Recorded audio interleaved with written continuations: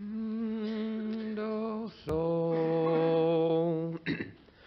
Oh, worship the King, all glorious above, and gratefully sing His wonderful love. Our shield and defender, the Ancient of Days, pavilion in splendor and girded with praise. Thy bountiful care, what tongue can recite?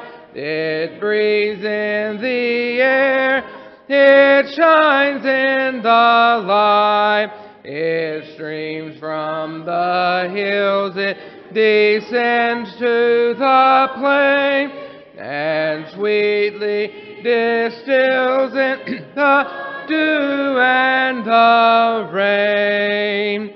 Frail children of dust and feeble as frail, in Thee do we trust, nor find Thee to fail. Thy mercy, how tender, how firm to the end, our Maker, Defender, Redeemer, and Friend. Now we dismiss the class.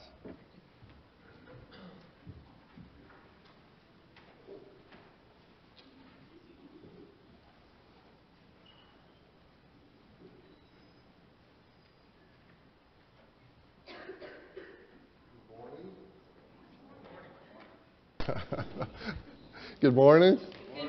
Okay, very good. Get you going this morning. We are in the book of Job.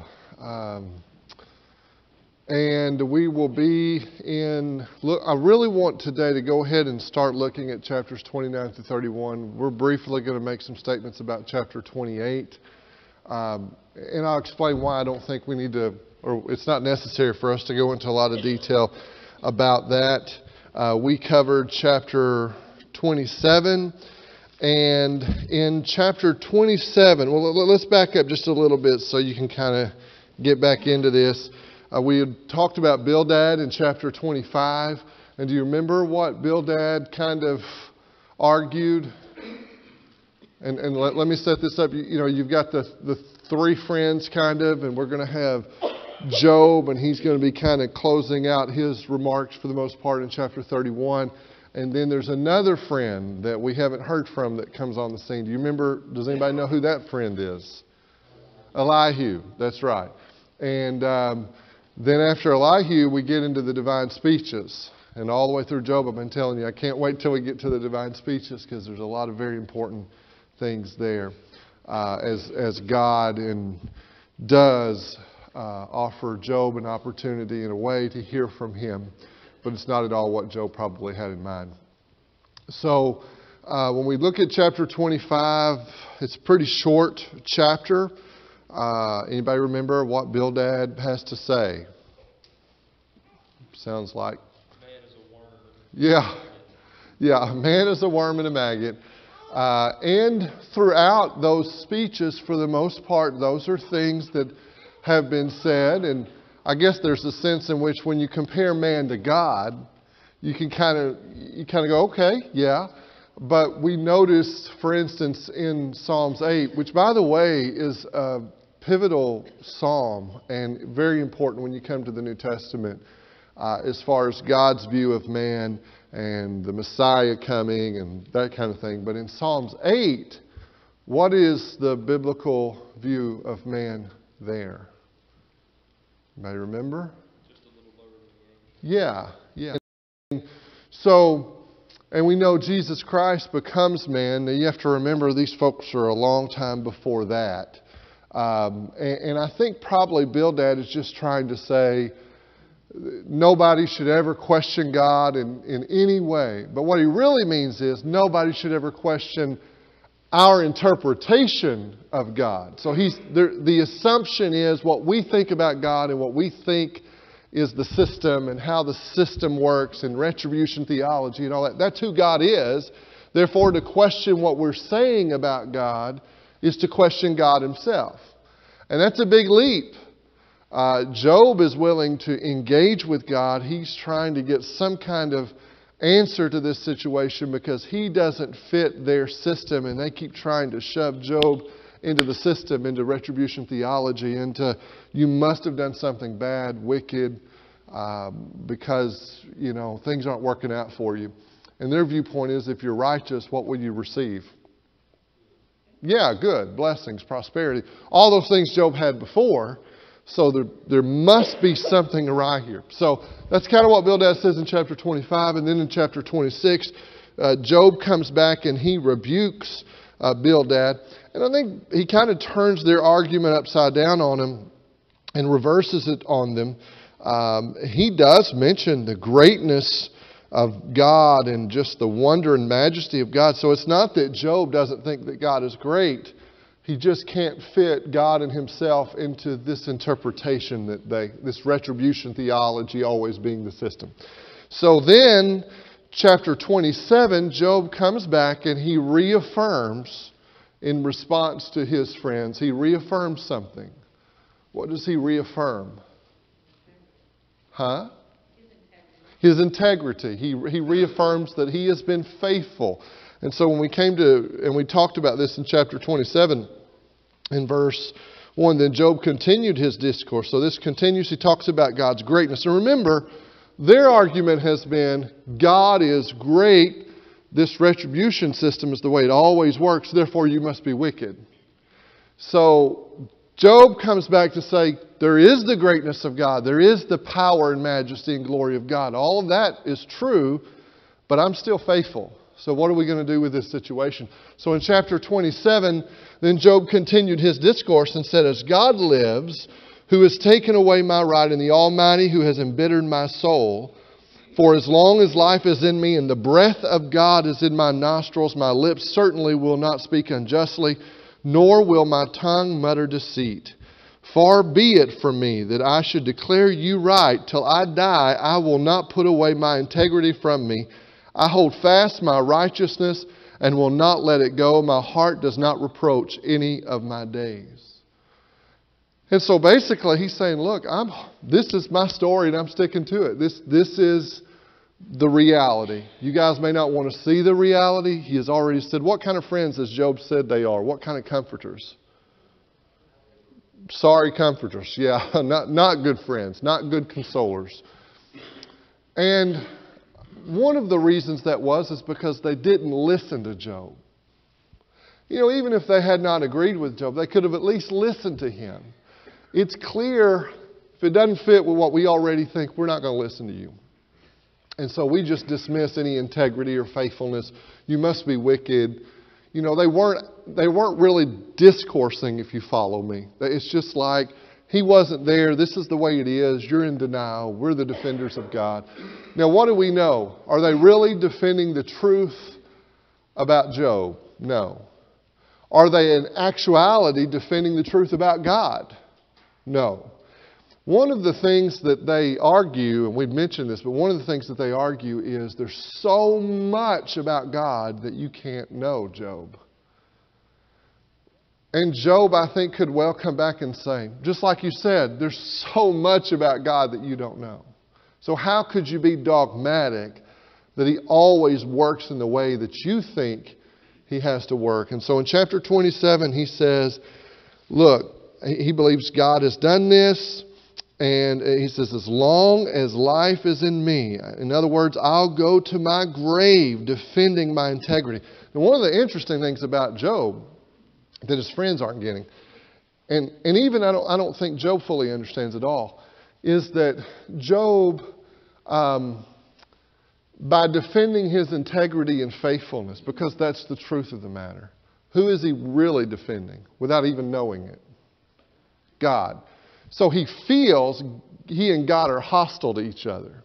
He feels that, God is treating him as his enemy. But in reality, when he defends his integrity and refuses just to give in to his friends, he's really defending God and all of his diversity and multifaceted, mystery and all of that. He's defending him. So that comes out in chapter 27. And here's what Job does, though, that we studied last week. If you look at chapter 27, once you get down to verses, well, really 7 through 23, Job then goes on to talk about the state of the godless. He talks about the state of the godless. He talks about wickedness. He talks about the certainty of God's judgment against the wicked. And so it's not that he's saying that it's okay to be wicked. He's saying, I'm not wicked. They keep acting like he's defending some wickedness. He's not defending wickedness. He's defending his own integrity and faithfulness. So that gets us to chapters 29 through 31. And at least, I hate to say this, I know we're going to be able to cover chapter 29. We may get into chapter 30.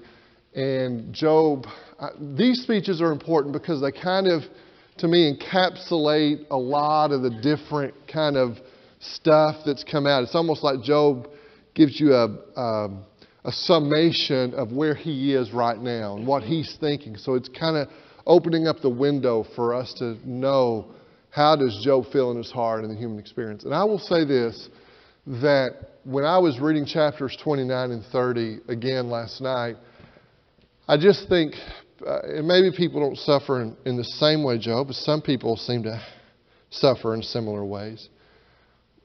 But intense grief or intense sufferings, I think chapter 30 is going to resonate with you a little bit. And if you go, man, I don't know if I've had that kind of suffering yet.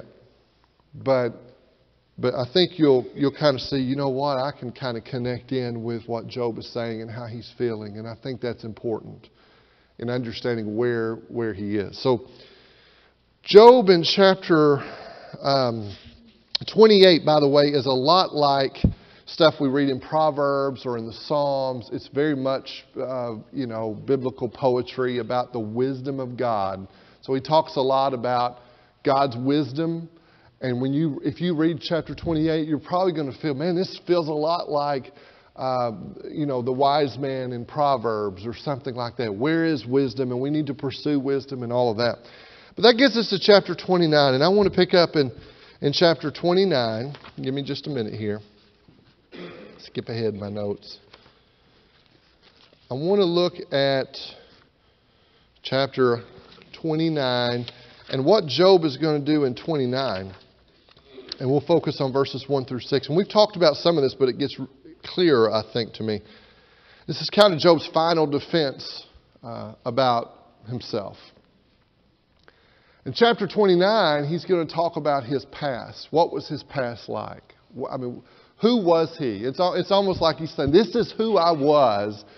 And this is important because we find, throughout our studies so far, we've all been saying, well, it seems like Job is this, or it feels like Job is thinking this, or he was that. Well, now he just kind of lays it out for you.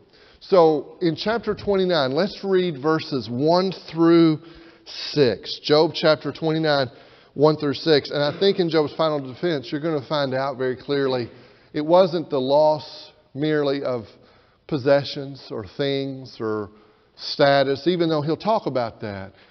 But it went a lot deeper than that with his relationship with God and what he feels has been lost.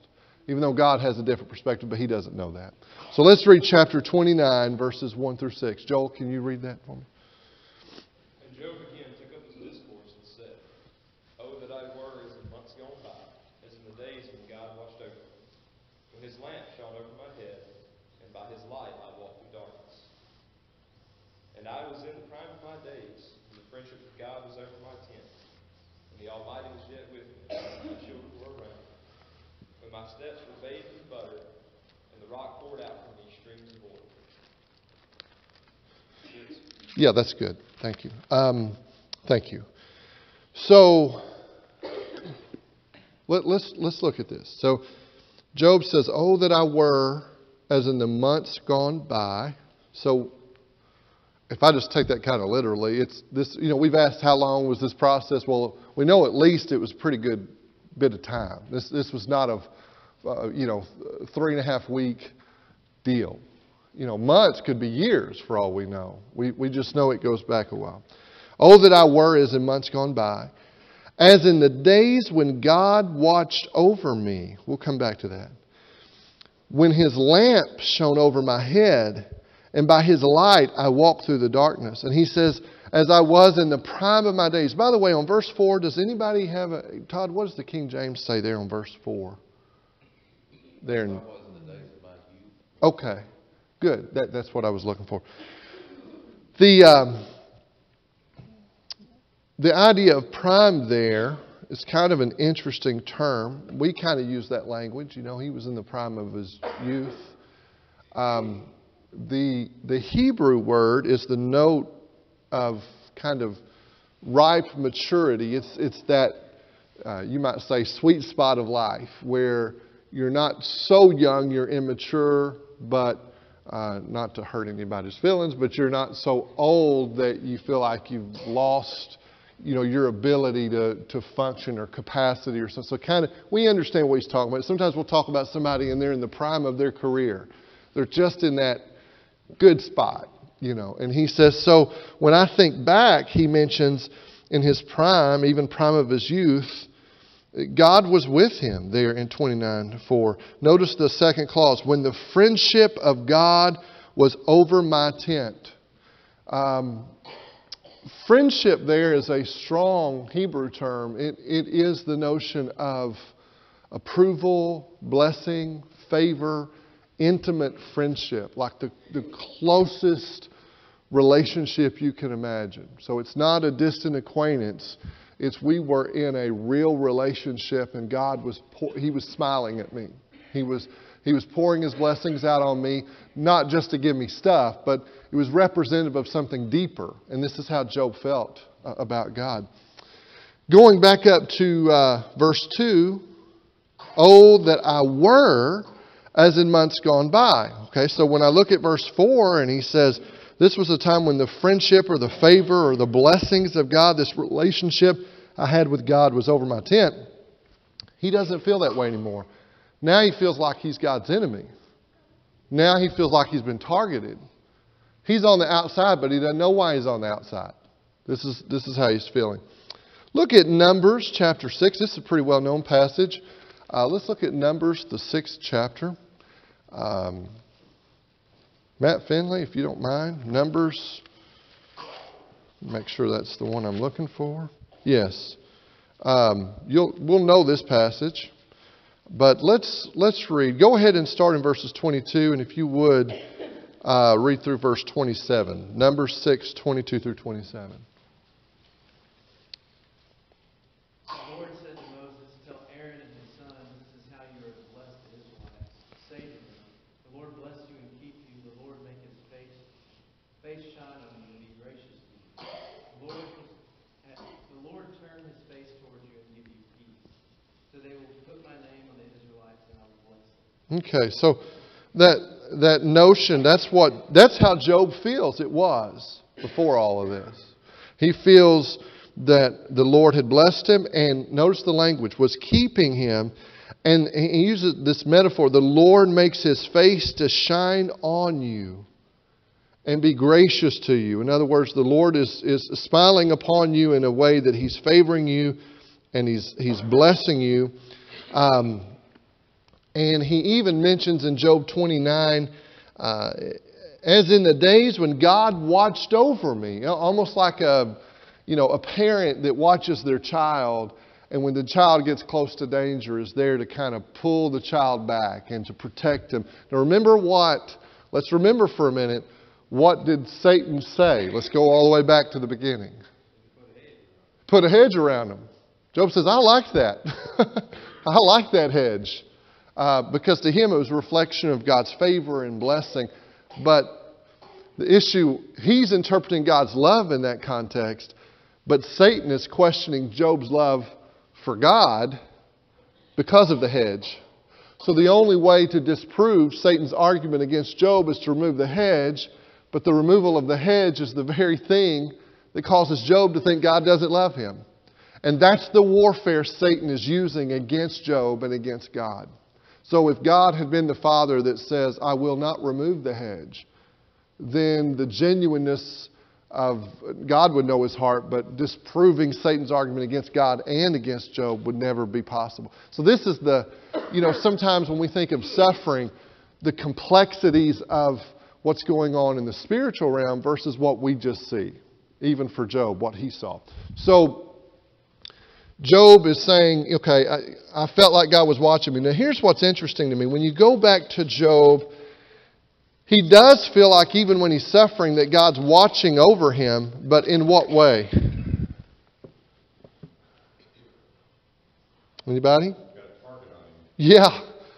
It's more like my enemy is watching where I go so he can fight against me, rather than a father watching over or a parent watching over their children. You see the contrast here. So in 29, oh, that I were as in months gone by, as in the days when God watched over me, in that way in which he smiles on me.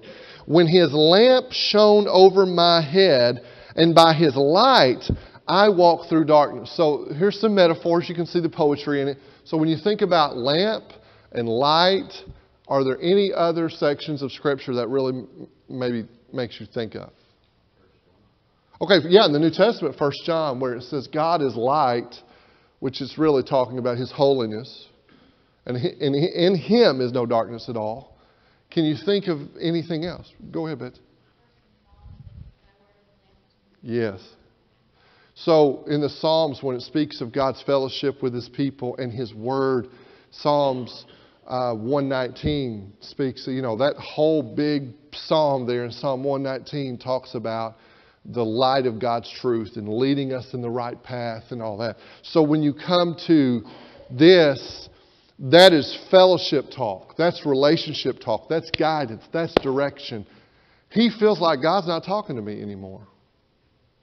God's targeting me now.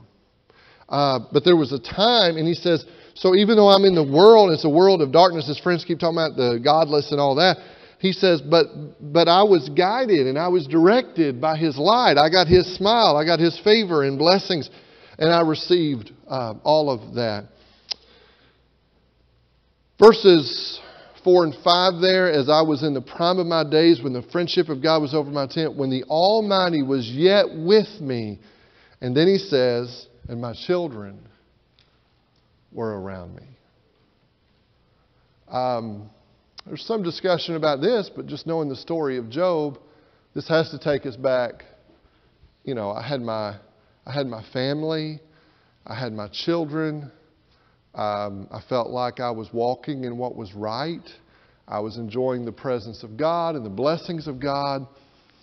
Everything seemed like it was fitting, and then things are going to change. Look at verse 6. When my steps, this is one we might need to talk about a little bit. He says, when my steps were bathed in butter and the rock poured out for my streams of oil. What in the world is that talking about? My steps bathed in butter. Good times. What else? Okay, yeah. When you think of, and we see, now sometimes we see words like this, oil and wine. When we see oil and wine in the Old Testament, go ahead. Oh, sorry. After that. Oh, okay. Go ahead, Joe. He had the King Midas touch. He could do no wrong. Yeah. It'll all work out. Yeah. That's that whole, the retribution thing seems to be working because God's blessing me. And we're going to get more into that. We'll just say what Jordan said. He feels like what he was doing was good and productive. And we're going to come back to that because that becomes more clear. Go ahead, Alan. When we think about the promised land, a land of milk and honey, like vineyards, all these things associated with prosperity and blessing. Right. We're so abundant, we don't think of it that way, but they did. Mm-hmm. That would just be all part of that same image. Right. So it's imagery associated with prosperity. We don't think about, wow, we've got butter, But we might say it this way, it was the icing on the cake. We know what that means. Something happens. We even use metaphors. We'll say, well, that was the icing on the cake. Now, sometimes it's bad and sometimes it's good when we say that. But that's the idea here. When he mentions butter, it's plenty. Deuteronomy 32, let's look at that. Deuteronomy 32 and verse 14. This is that song of Moses. Deuteronomy 32:14 mentions the curds of cows and the milk of the flock and the fat of lambs and rams and the breed of Bashan and goats, and with the finest of the wheat and the blood of grapes you drank wine. I mean, it's just everything is going just like you would imagine. God is blessing the righteous. So all of Job's friends' thoughts, man, it was just working right down the line. It looks like everything is good. And so that's the idea of prosperity. Now, come back to Job 29 and let's read verses 7 through 17. Verses 7 through 17. Can you read, Dino, for me? When I went out when I prepared my way to the street, then the young men saw me and hid themselves, and the aged men arose and stood up. The princes were refraining and talking and laid their hands on their mouth. The nobles held their peace, and their tongue cleaved to the roof of their mouth. When the ear heard me, then it blessed me, and when the eye saw me, it gave witness to me. Because I delivered the poor that cried, and the fatherless, and to him that had none to help him. The blessed of him that was ready to perish came upon me, and I caused the widow's heart to sing for joy. I put on righteousness, and it clothed me. My judgment was as a robe and a diadem. I was eyes to the blind, and I was feet, and feet was I to the lame.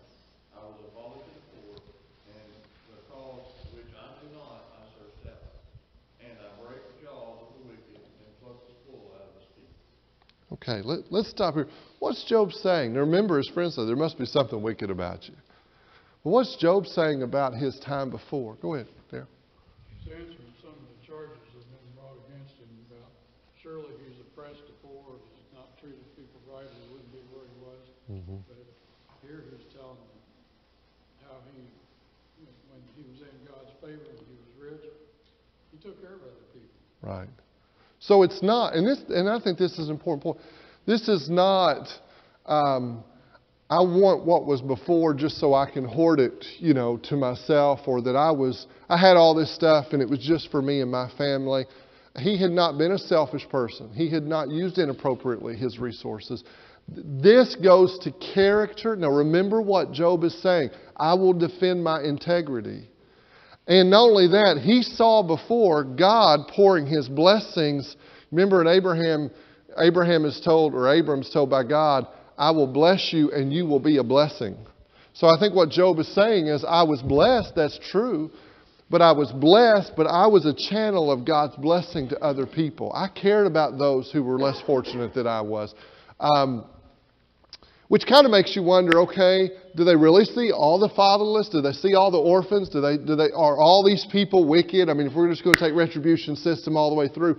Something else I want you to notice as we read through chapter 29 is that it seems to me that there's a lot of language here that fits very well, like what Job is saying about how he handled himself, with the way it was prophesied the Messiah would treat people. And we'll look at some passages. So there's some kind of maybe secondary connection there. So when you look at these verses again that Dino read for us, he's saying, look, my former dignity allowed me to be a blessing of God. How is this accomplishing anything?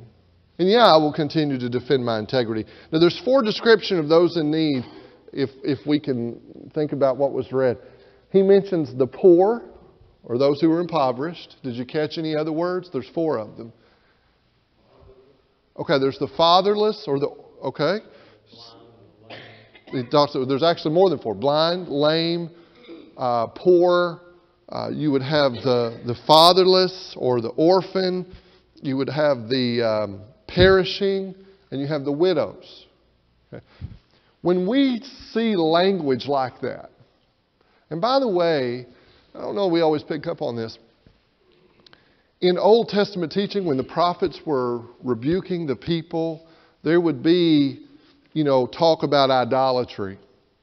But there was always talk about a lack of compassion or injustice. There were ethical admonitions about the poor and the fatherless and how you treat people that don't have what you have, or who don't have this status that you may have. And even as we come to the New Testament church, when you look at the book of James, remember James talks about even in your assembly, this rich man, do you put him in this very prominent place, and this poor man, do you kind of, push him back? And so you see Job saying, look, I wasn't that way. I was not partial in that way. So he mentions, and it's really beautiful language actually, he mentions, I was actually the eyes to the blind. So here are people that can't see, but I would be their eyes for them. He mentions, I was the feet to the lame. I was a father to the needy.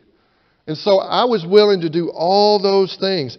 When you come to prophecy about Jesus, let's look at some Isaiah passages about him and read those and kind of connect that. Isaiah chapter 11, let's read verses 1 through 5. Isaiah 11, 1 through 5. And then we're going to look at another passage that we know applied to Jesus. Isaiah 11, 1 through 5. Billy, can you read that for me? And there shall come forth a shoot out of the stock of Jesse, and a branch out of his root shall bear fruit. And the Spirit of Jehovah shall rest upon him, the Spirit of wisdom and understanding, the Spirit of counsel and might, the Spirit of knowledge and of the fear of Jehovah. And his delight shall be in the fear of Jehovah. He shall not judge after the sight of his eyes, neither decide after the hearing of his ears. But with righteousness shall he judge the poor, and decide with equity for the meek of the earth. And he shall smite the earth with the rod of his mouth, and with the breath of his lips shall he slay the wicked. And righteousness shall be the girdle of his waist, and faithfulness the girdle of his loins. And the wolf shall dwell with the lamb, and the leopard shall lie down with the kid, and the calf and the young lion and fatten together, and the little child shall lead them. Very good. Thank you. Okay, so this is messianic, but we see the character of Christ. Look at Isaiah 61, verse 1. Isaiah 61, which is specifically applied to Jesus in the New Testament. The Spirit of the Lord God is upon me, because the Lord has anointed me to bring good news to the afflicted.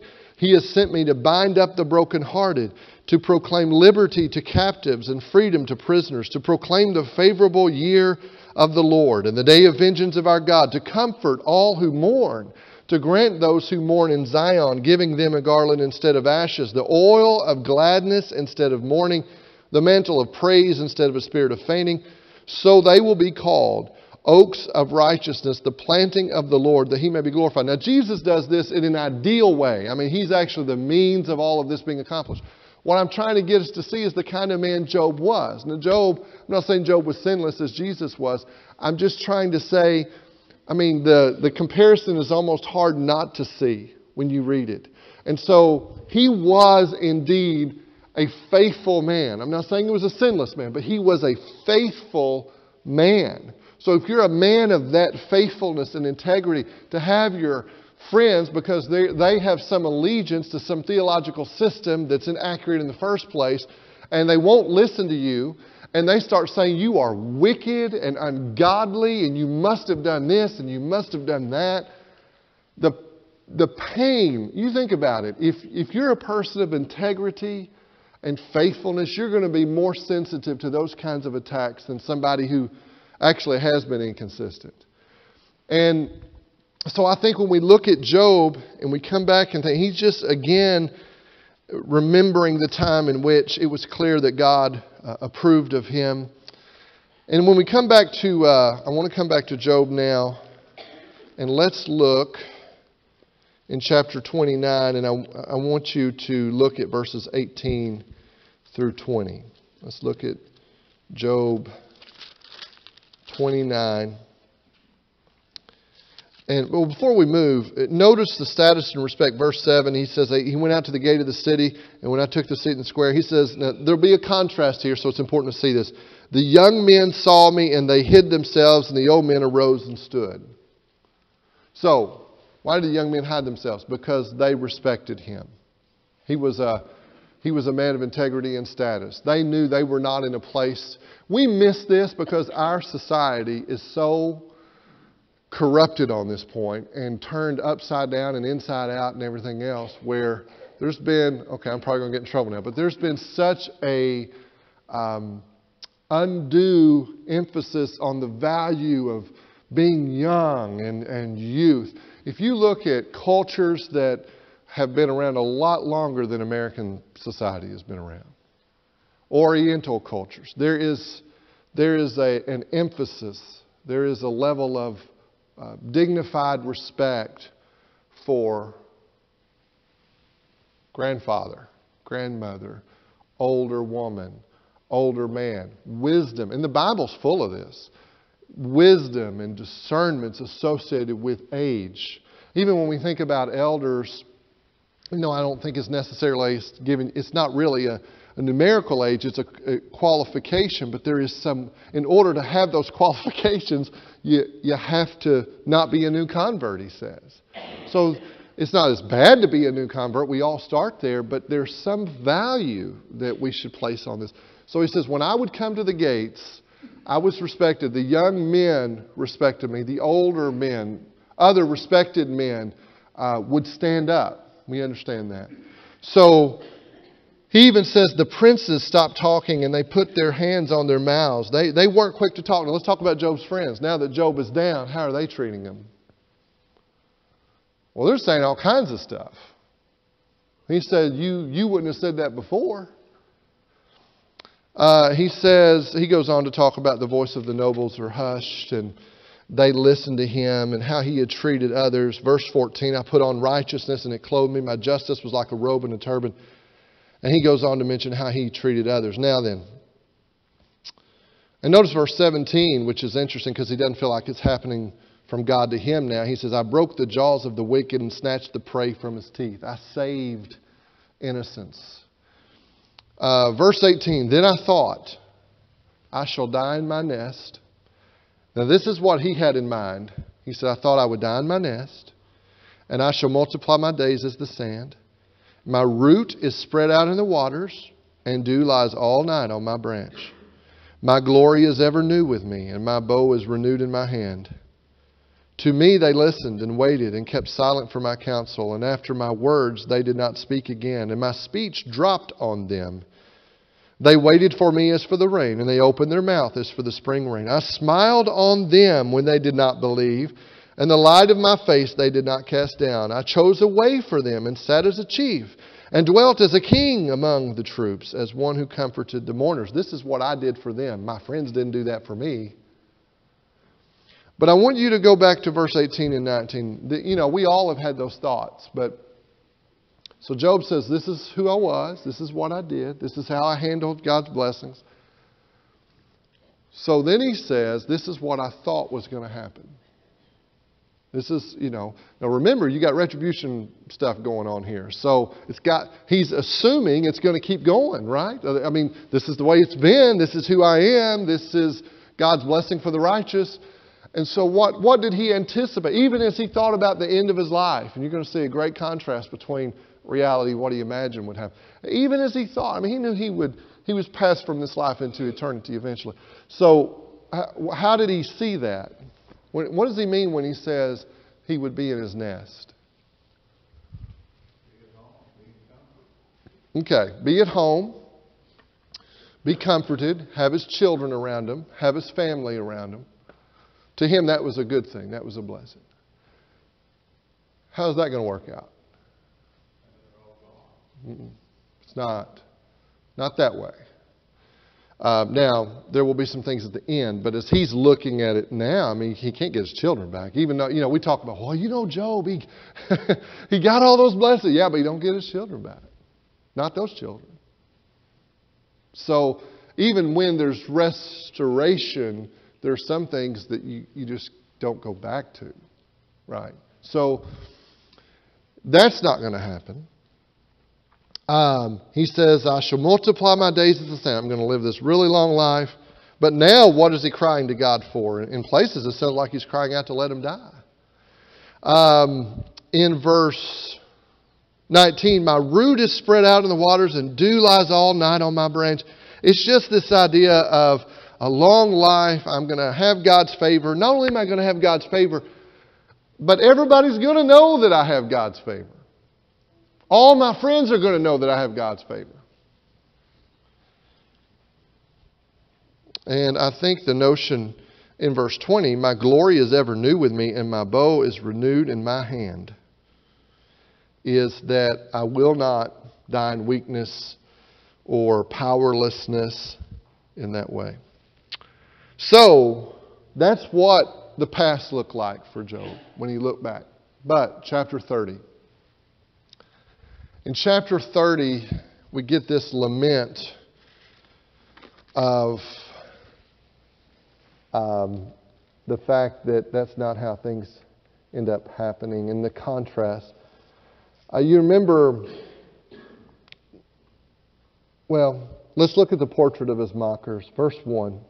But now those younger than I mock me, whose fathers I disdained to put with the dogs of my flock. Instead, what good was the strength of their hands to me? Vigor had perished from them. From want and famine they are gone, who gnaw the dry ground by night in waste and desolation, who pluck mallow by the bushes, and whose food is in the root of the broom shrub. They are driven from the community. They shout out against them as against a thief. So they dwell in dreadful valleys and holes of the earth and of the rocks, and among the bushes they cry out. Under the nettles they are gathered together, fools, even those without a name. They were scourged from the land. Now, what is he saying? Remember the young men who were very respectful? Now how do the young men look at Job? Yeah.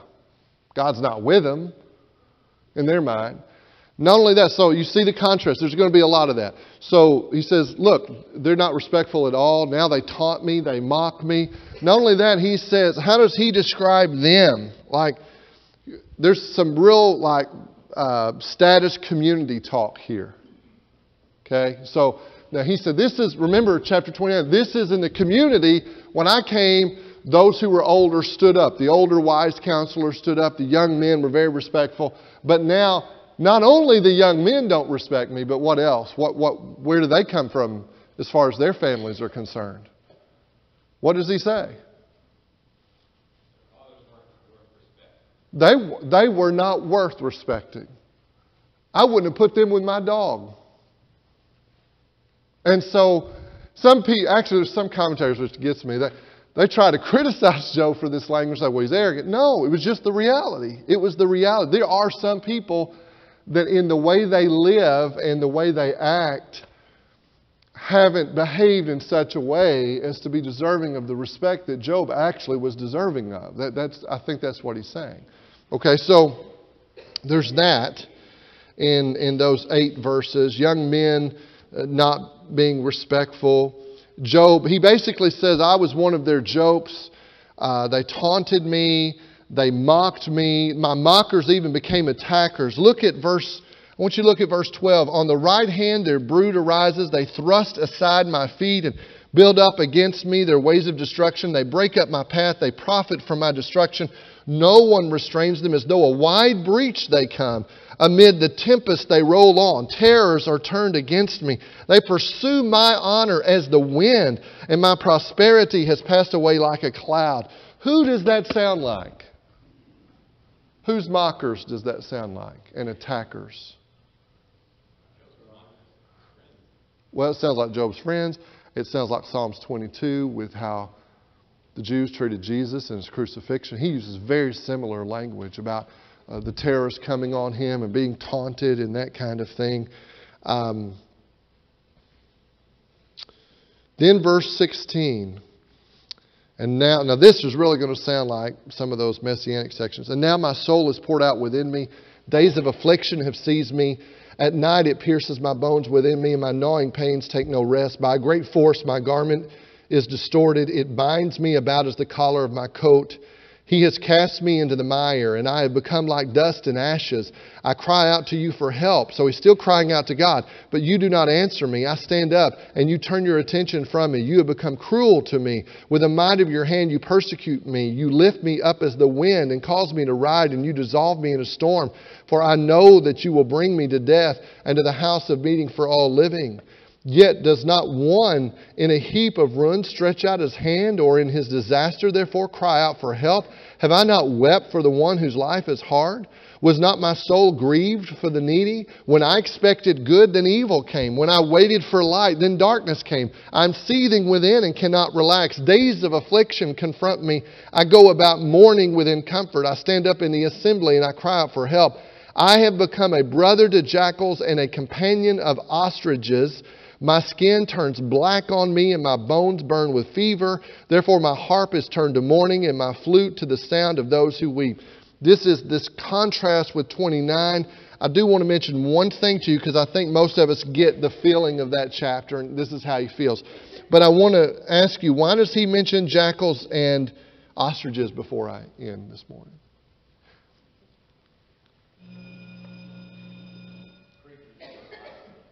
What'd you say? Yes. Okay. Now, before anybody goes somewhere, when we get to the divine speeches, God's going to say, you know what? I even love the jackals and the ostriches. Job says to them, jackals and ostriches who cry aloud are outside of the community. They're on the outside. We don't worry about jackals and ostriches. And God's treating me like a jackal and ostrich. And God says, you know what? I love the jackal and the ostrich. And I feed him when you didn't even know I was feeding him. I provide for him in ways you don't even know about. So we'll come back to that, but that's an important point when you get to the divine speeches about the fact that God's doing things we don't even know about. So before you decide he's unloving, you got to broaden your horizon a little bit. Okay, we'll stop there.